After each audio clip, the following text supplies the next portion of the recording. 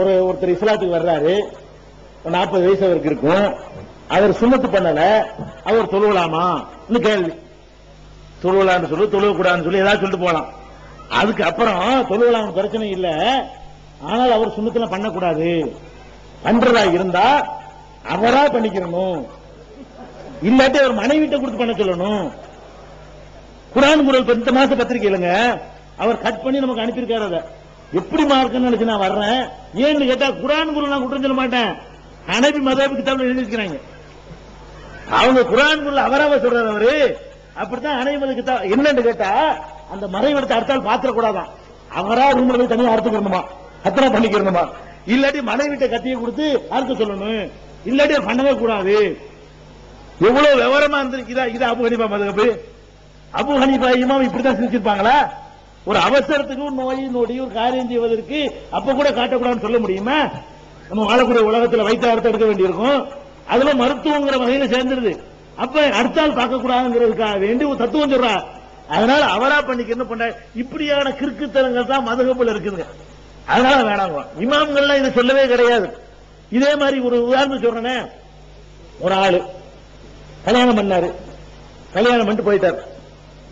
இந்த வர்றேன்ட்டு போனாரு, ஆளை காணா. 1 மாசம் ஆச்சு, 2 மாசம் ஆச்சு, 1 வருஷம் ஆச்சு, 2 வருஷம் ஆச்சு, 3 வருஷம் ஆச்சு, 4 வருஷம் ஆச்சு, ஆளையே காணா.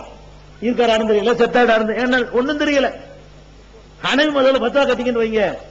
ஹனபி மதஹப்ல என்ன சொல்றாங்க தெரியுமா? இதுக்கு அவள் அந்த பெண் என்ன செய்யணும்னு கேட்டா 90 வருஷம் வரைக்கும் காத்திருக்கணும்.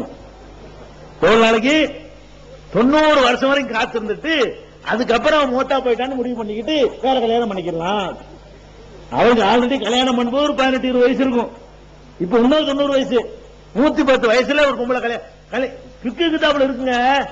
இது ஹனபி மதஹபுடைய ஏதுல் முக்தார் ஹிதாயான்னு சொல்லக்கூடிய எல்லா கிதாபுலையும் இருக்குது.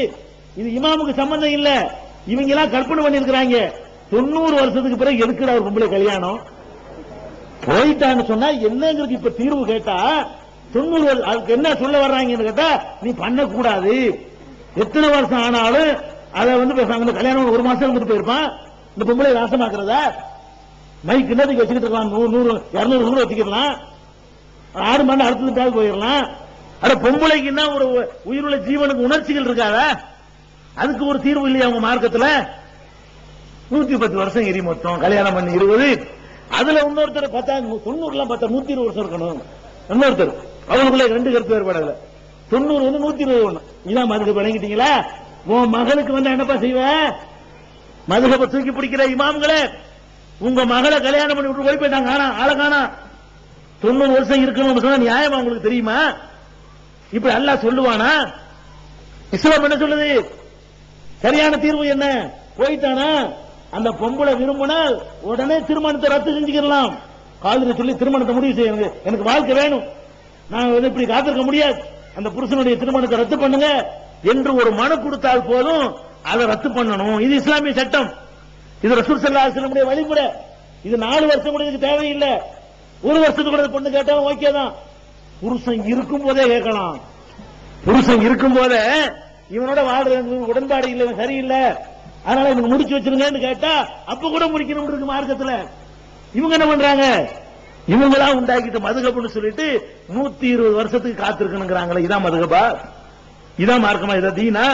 இது மாதிரி ஒரு மார்க்கத்தினால மக்களுக்கு நன்மை இருக்குதா? இது மாதிரி ஒரு மார்க்கம்னா ஒருத்தன் இஸ்லாத்தை விரும்புவானா? இது முதல்ல குர்ஆனுக்கு ஆதாரம் காட்டுப்பா, இல்ல. ஹதீஸ்ல ஆதாரம் காட்டு, இல்ல. வேற எப்படி நீங்க எடுத்தீங்க? கற்பனை. இதைத்தான் நாங்க மறுக்கிறோம். இன்னும் உங்களுக்கு விளங்குற மாதிரி ஒரு செய்தி சொல்றதா இருந்தா பல தடவை சொன்ன செய்தி தான். ஒருத்தன் 2 பேர் திருட நினைக்கிறாங்க, 2 பேர் திருடன்னு பிளான் பண்றாங்க. திருட பிளான் பண்ணா திருடனுக்கு என்ன தண்டனை மார்க்கத்துல? கையை வெட்டணும். ஆம்பளை திருடினாலும் சரி பொம்பளை திருடினாலும் சரி, இஸ்லாமிய கவர்மெண்ட் இருந்தா கையை வெட்டி பண்ணும். அது கையை வெட்டாம இருக்கணும். அதுக்கு என்ன வழி? கவலையப்படாதீங்க, மதுகப்ல வழி இருக்குது. என்ன வழின்னு கேட்டா 2 பேர் போறீங்கல்ல, அந்த ஓட்டை போட்டு செவத்துல ஓட்டை போட்டு ஒரு ஆள் மட்டும் உள்ள போயிருங்க, கண்ணை வச்சு கண்ணக்கோள் வச்சு ஒரு ஆள் வெளியே நின்றுங்க, ஒரு ஆள் உள்ள போயிருங்க. அந்த வீட்டுக்குள்ள போயிட்டு வீட்டுக்குள்ள ஒவ்வொரு சாமானையா எடுத்து அவர் வெளியே தூக்கி போடணும். உள்ள இருந்துகிட்ட டிவியை நகை எல்லாத்தையும் எதையுமே எடுத்துட்டு வரக்கூடாது. அவரு உள்ள இருந்துகிட்டே என்ன செய்யணும்? வெளியே தூக்கி போட்டுருணும். வெளியே நீங்க போட்டு கரெக்டா ஒரு வண்டியை ரெடி பண்ணி வச்சுக்கிட்டு இந்த வெளியே நிக்கிறாருல அவரை மட்டும் ஏத்திக்கிறார் வண்டியில. அதுக்கப்புறம் போனவர் சும்மா வெறுங்கை வச்சுட்டு வெளியே வந்துருவாரு. இப்ப 2 பேரும் தண்டனை கிடையாது ஹனபி மதுஹப்ல. ஏன் கிடையாதுன்னு கேக்குறீங்களா? அது காரணம் அதான் முக்கியமானது.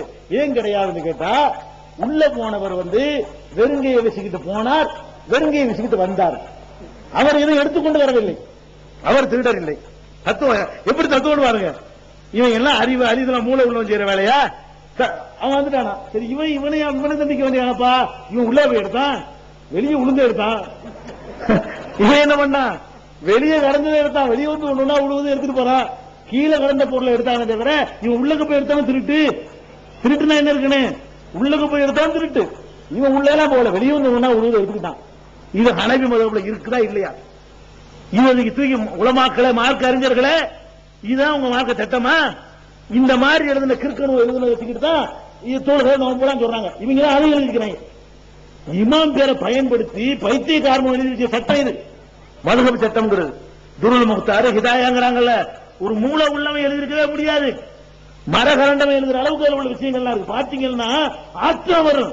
எந்த அளவுக்கு ஆத்திரம், மூக்குல ரத்தம் வடிக்குதுங்க. அது ஒரு நோய் இருக்கு பாத்திருக்கீங்களா? மூக்கு ரத்தம், சில்லி மூக்குமாங்க, பொன்னி மூக்குமாங்க. சில இடத்துல மூக்குல ரத்தம் வடிக்கிறதுக்கு என்ன மருத்துவம் துருல் முக்தார்ல சொல்லி தர்றாங்க. என்ன மருத்துவம் தெரியுமா?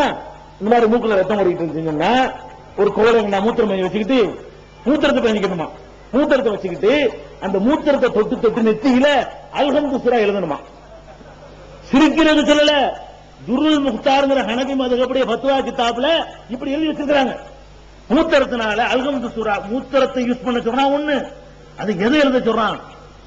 அல்ஹம்துலில்லாஹ் திருக்குர்ஆனுடைய தாயை, குர்ஆனிலேயே சிறந்த சூறாவை மூத்திரத்தினால நெத்தியில எழுதுனா அது குணமடையும். இப்படி எழுதுனால நீங்க என்ன நினைக்கிறீங்க? அப்படி எழுதினால்தான் இப்படி கட்ட சொல்றாரு. இதை ஏத்துக்க முடியுமா? அந்த கிதாபுல தான் தொழுவுறது இப்படின்னு சொல்றாங்க. இவன் எப்படி நான் நம்புறது? நீ மூத்திரத்தில் அல்ஹம்து எழுத சொன்ன ஆளு சொல்றத நம்பி நான் எப்படி தொழுவுறது? நீ உனக்கு அல்ஹம்துடைய மதிப்பு உனக்கு இவ்வளவுதான், மூத்திரத்தில் பெஞ்சுக்கிட்டு அல்ஹம்து எழுத சொல்ற, உன்னை நான் எப்படி நம்புறது? திருடுறதுக்கு வழி சொல்லி கொடுக்குற, உன்னை நம்பி நான் எப்படி இபாதத்தை செய்யறது? அப்ப நீ ஏமாத்துறாங்க. நல்ல ஆளுக்கு எழுதல, இமாம்களுக்கு சம்பந்தம் இல்லை. அபூ ஹனீஃபா நான் குறைச்சல, அவங்க பேரை பயன்படுத்தி நீங்க போய் சொல்றாங்க. எப்படி அவுலியா பேரை பயன்படுத்திக்கிட்டு இந்த தர்கா கும்பிடுறவங்க எல்லாம் போய் சொல்றானோ அந்த மாதிரி போய் சொல்றாங்க என்பதுதான் நம்ம குற்றச்சாட்டு. இப்படியான கஞ்சா அடிக்கலான்னு எடுத்துக்கிறாங்க. சாபி கிதாப் எடுத்தீங்கன்னா, சாபி மதுஹப் கிதாப் இருக்கு, அதை எடுத்துக்கிட்டீங்கன்னா கஞ்சா அடிப்பதற்குல அது குறைவாக அடிப்பது தப்பு இல்லை. ஆனால் இதை பாமரர்களுக்கு சொல்லக்கூடாது. ஏன் பாமரருக்கு சொல்லக்கூடாது? பாமரருக்கு சொன்னால் குறைவு எது நிறைவு எதுன்னு தெரியாம நிறைய சாப்பிட்டுருவாங்க. அது ஆலிம் சாக்களுக்கு தான் கரெக்டான அளவு தெரியும். யானத்து தாலிப் என்கிற மதுஹப் கிதாபுல இருக்குது. இது என்ன சொல்ல சொல்றீங்க? இது மாதிரி உள்ளது. இஸ்லாத்துல ஜாதி இல்லைன்னு உங்க எல்லாருக்கும் தெரியுதுல. சாதி மதுஹப்ல ஜாதி இருக்குது தெரியுமா உங்களுக்கு? சாதி முதல்ல கல்யாணம் பண்ணும் பொழுது ஜாதி பார்த்து கல்யாணம் பண்ணு, குறைசிக்கு குறைசி தான் பொண்ணா கொடுக்கணும், குறைசி இல்லாத பொண்ணை குறைசி கொடுக்காத. சாதி கிதாபுல இருக்குங்க. ரசூலுல்லாஹ் எதை ஒழிச்சாங்களோ அதெல்லாம் இருக்குன்னு எழுதிக்கிறாங்க. சும்மா நாங்க எதிர்க்கிறோம் நினைக்கிறீங்க? வெறுமனே விரல வசிக்கிறோம், நெஞ்சில கட்டுறது மட்டுமா எதிர்க்கிறோம் சொல்றீங்க? இந்த குப்பைகள் இந்த சமுதாயத்தை தூக்கி எறியப்படலைன்னா இஸ்லாத்துக்கு அவமானம், இஸ்லாத்துக்கு கேவலம், இஸ்லாத்தை பற்றி தப்பான வடிவம் வரும். அப்படிங்கறத நாங்க எடுத்து கண்டிச்சுக்கிட்டு இருக்கிறோம். மதுஹப்ங்கிற கிதாபுல வந்துகிட்டு இவ்வளவு குப்பைகள் இருக்கு. ஒரு பொருளை சாப்பிடலாமான்னு கேட்டா சாபிக்கு சாப்பிடலாம், ஹனபிக்கு மக்ரூஹ், மாலிகிக்கு மக்ரூஹ் தஹரீம், அவருக்கு மக்ரூஹ் தன்ஜீஹ். இதான் மார்க்கமா? ஒரு மார்க்கம் தானப்பா. ஆட்டுக்குட்டி சாப்பிடலாமான்னா மார்க்கத்துல சாப்பிடலாம், எல்லாருக்கும் சாப்பிடலாம்னு சொல்லு. அது என்ன உனக்கு ஹலால், பொண்டாட்டி சாபி, புருஷன் ஹனபி. பொண்டாட்டிக்கு ஹலால், புருஷனுக்கு ஹலால் இல்ல. எங்க ஊர்ல எல்லாம் சாபி ஹனபி சேர்ந்து இருக்கிற ஊர். எங்க அத்தா சாபி, எங்க அம்மா ஹனபி. இப்ப இல்ல, அந்த பழைய கதையை சொல்றேன், இப்ப ஒண்ணும் கிடையாது. அப்ப எங்க அம்மா ஹனபியை சேர்ந்தவங்க, அத்தா சாபி. எங்க அத்தா இந்த ரால் எல்லாம் சாப்பிடுவாரு, எங்க அம்மா சாப்பிட மாட்டாங்க. அவங்க ஹனபி கூடாது, ரால் சாப்பிடக்கூடாது, மக்ரூஹ். நாங்க சின்ன பிள்ளையில பார்த்தது. அப்ப சின்ன பிள்ளையில எங்களுக்கு என்ன வழங்குச்சு? ஓ, அப்பாக்கு ஹலாலாவது அம்மாக்கு ஹலால் இல்ல. இது என்ன மார்க்கம்? எப்படி ஒரு மார்க்கமா இருக்கு? ஒரு மார்க்கம்னா எல்லாத்துக்கும் ஹலால் தான், எல்லாத்துக்கும் ஹலால், ஹராம்னா எல்லாத்துக்கும் ஹலால். அப்படிதான் இருக்கணும். ஒரு மதுஹப்ல பொம்பளையை தொட்டா ஒழு முடிஞ்சிடும், இன்னொரு மதுஹப்ல தொட்டா ஒழு முடியாது. ஒரு சாபி அனுப்பி 2 பேரும் வந்து பொம்பளை தொழுவிட்டாங்க. மறுமையில போய் நிக்கிறோம். நீ ஏன்டா பொம்பளை சாபி போ பரவாயில்ல